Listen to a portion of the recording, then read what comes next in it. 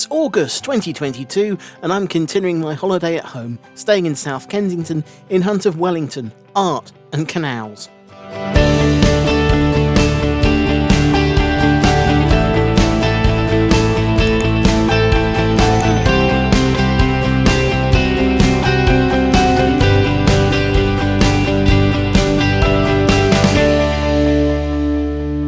After taking in the museums of South Kensington, I'm taking some time to explore more of London's attractions, from Arthur Wellesley's Arch, Henry Tate's Galleries, Carlo Galati's Ice Warehouse and John Nash's Canal. Wellington Arch is located at the centre of Hyde Park Corner, albeit today not much more than one of London's prettier gyratory systems, although this isn't the original location or even finished design of the arch. Planning for what was then called Green Park Arch started in 1825. And it was constructed over 5 years from 1826 to 1830.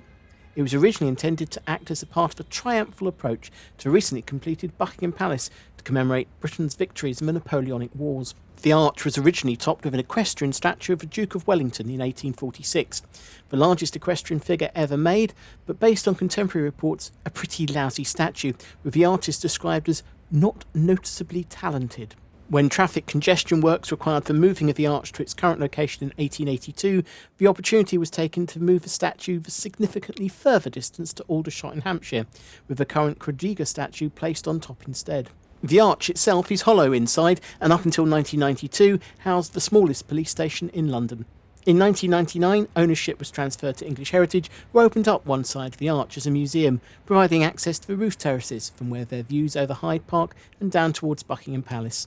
The other side of the arch serves as a ventilation shaft of the Hyde Park Corner underpass. Opposite the arch on the corner of Hyde Park stands Apsley House, also known as No. 1 London, being the first building in London visitors would reach coming in from the toll gates at Knightsbridge.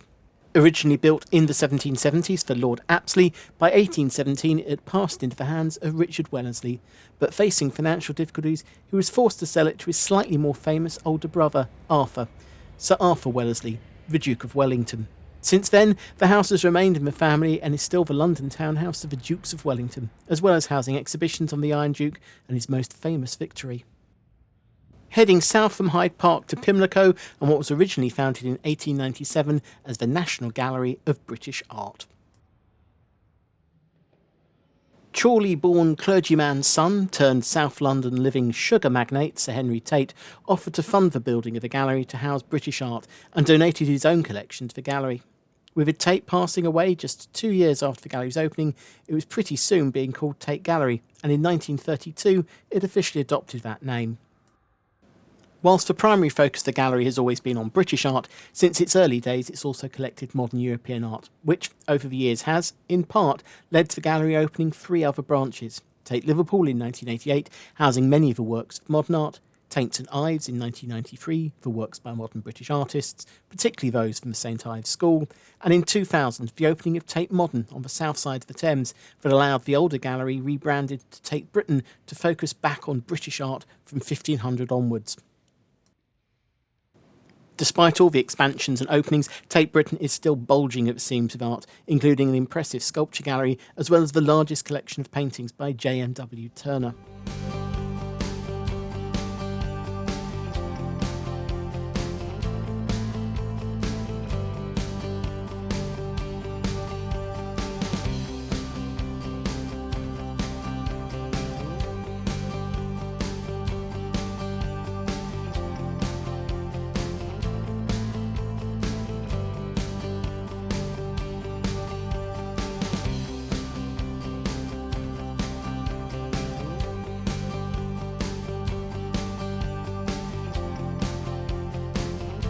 From its position on Millbank on the north bank of the river, there are regular Thames Clipper riverboats downstream to Bankside on the south bank of the Thames and Tate Modern. Best approach from the Millennium, or as it's known to Londoners, Wobbly Bridge, due to a very pronounced bounce when it first opened that required it to be shut down just 2 days after opening for 20 months of remedial works, Tate Modern is housed in the former Bankside Power Station.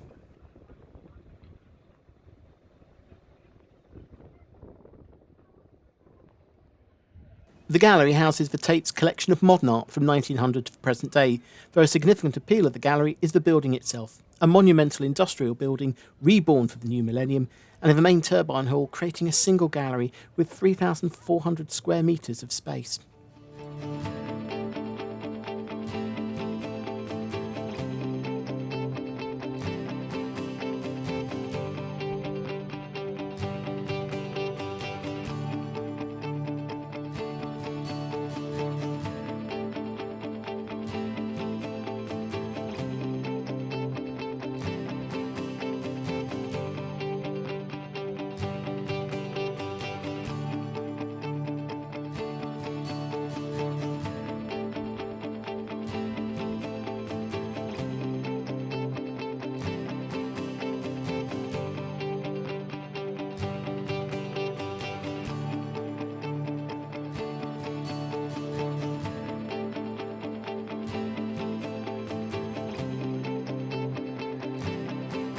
Beyond the turbine hall, the former underground oil tanks have also been converted into exhibition space, focused on performance art, though also doubling up as a creepy low-roofed counterpart to the openness of the turbine hall.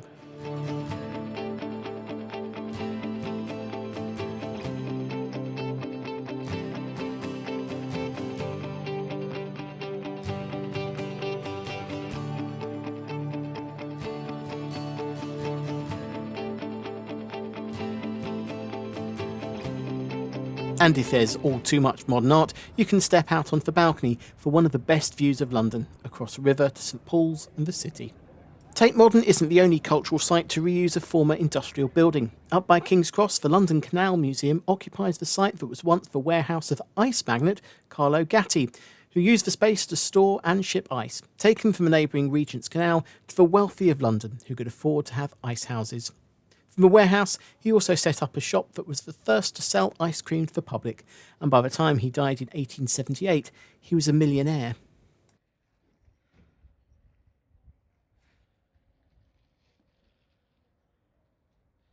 Today, the museum tells the history both of Gatti and his business, as well as the story of canals in London and how they helped drive what was once the most important city on the planet.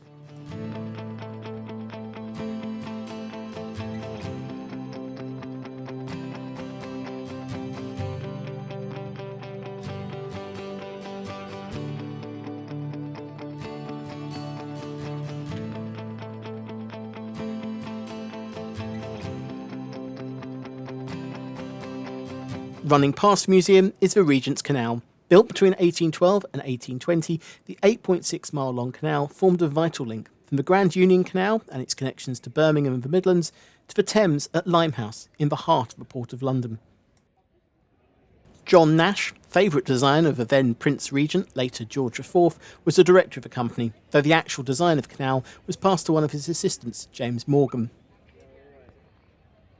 The canal runs directly behind both King's Cross and St Pancras railway stations, and a large amount of industry related to both the canals and the railways built up over time. But as first the canals lost out to the railways, and then the railways to the roads, the area went into steep decline, and by the 1980s, a quick stroll along the towpath was not a good idea. But the Regents Canal is nothing if not a fighter, and initially starting in Camden in the early 80s and finally sweeping through King's Cross in the early years of the 21st century, regeneration has turned the Regents Canal area into a trendy location, with penthouse flats and arts venues. Today, a walk along the towpath is only an issue due to the sheer number of people using the, in places, narrow paths under low bridges.